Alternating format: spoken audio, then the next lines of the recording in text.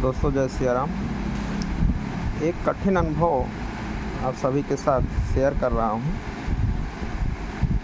दरअसल 2009 के आसपास हमारे साथ एक घटना हुई जो कि मैं सोच भी नहीं सकता था कि हाँ मेरे साथ ऐसी घटना हो सकती है। दोस्तों मेरे सर में बहुत तेज़ पेन हो रहा था और हमने सोचा कि किसी डॉक्टर को दिखाएं।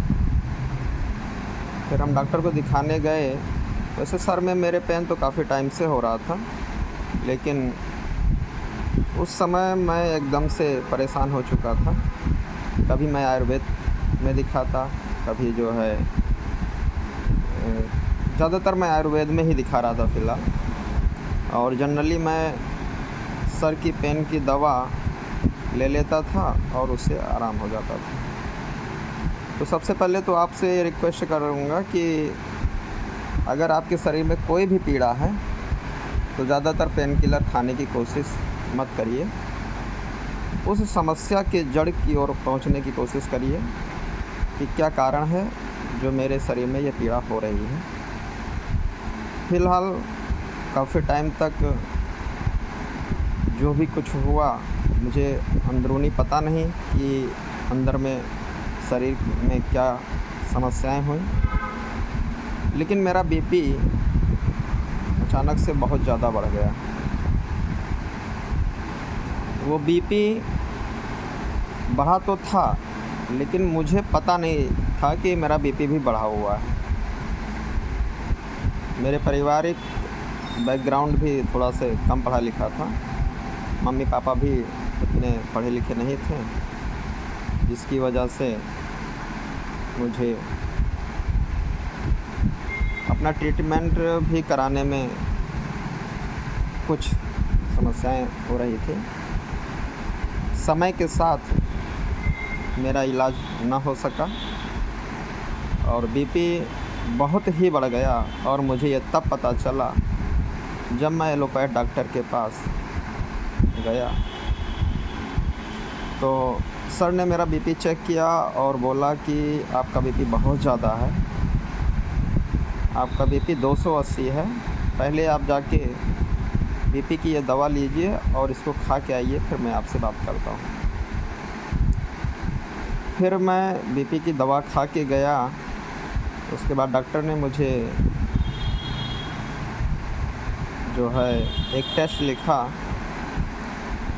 जिसमें पूरे पेट का चेकअप, अल्ट्रासाउंड लिखा और अल्ट्रासाउंड मेरा हुआ। अल्ट्रासाउंड के बाद ये रिज़ल्ट आया कि आपकी दोनों किडनी डैमेज हो चुकी है। दोस्तों वह दिन, वह समय,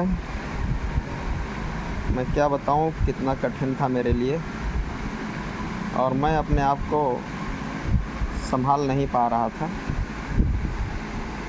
लेकिन फिर भी क्या करें, जैसे तैसे वो समय पास होता गया। उसके बाद भी मैं कई संस्थानों में इधर उधर दिखाया और फ़िलहाल उन डॉक्टर साहब ने सबसे पहले हमें पीजीआई के लिए रेफ़र किया। तो हम जब पीजीआई गए तो वहाँ पे एक डॉक्टर साहब थे, उनको दिखाया तो उनसे हमने पूछा सर इसका कोई इलाज है? उन्होंने कहा कि नहीं, इसका कोई इलाज नहीं है, केवल किडनी ट्रांसप्लांट ही इसका इलाज है। ये सुनने के बाद मैं जो है आयुर्वेद की ओर थोड़ा रुख किया और सोचा कि एक बार इसमें भी ट्राई कर लेते हैं, हो सकता है हमें सफलता मिल जाए। लेकिन अंततोगत्वा मुझे ट्रांसप्लांट कराना ही पड़ा और ट्रांसप्लांट कराने के बाद आज मुझे 12 साल हो गए हैं। अभी की लाइफ चल रही है, बीच बीच में कुछ समस्याएं आती रहती हैं, लेकिन फिर भी लाइफ चल रही है। आगे ये 12 साल कैसे बीता और हमने ट्रांसप्लांट के पहले क्या किया, कितना इलाज आयुर्वेद में कराया, कैसे कराया, इसकी सारी वीडियो हम आप लोगों के लिए बनाएंगे।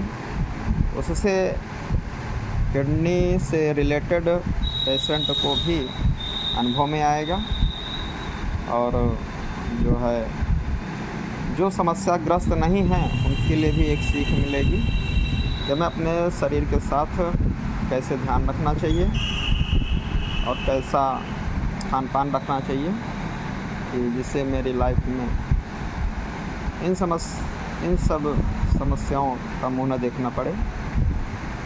सादर जय सिया राम, धन्यवाद। अगर